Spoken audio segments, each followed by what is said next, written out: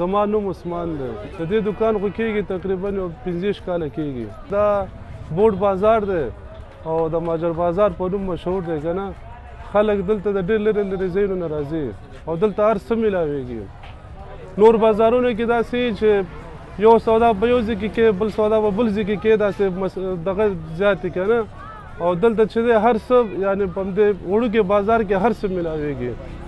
د کپړو نه واله تر سره زره پورې چې څه شی دی پکار وي د واده ټول سامان په دې بازار کې میلاویږي. دا ډېر ښه بازار دی. دا خو دا نورې کپړې چې دي دا کپړې دا مونږ راوړو د لاهور نه او د افغاني غاړې چې دي دا مونږ راغواړو د بر د افغانستان نه.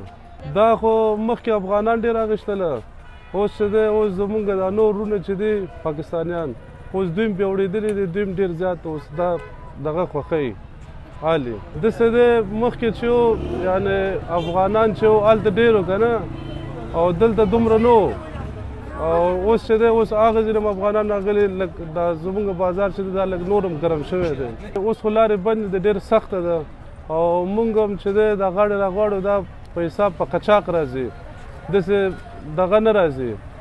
دا ګنډې ماران چې دي دوی مونږ نه راوړي پوه شو خو ډېر په مشکلاتو باندې داسې ښکاره نه راځي.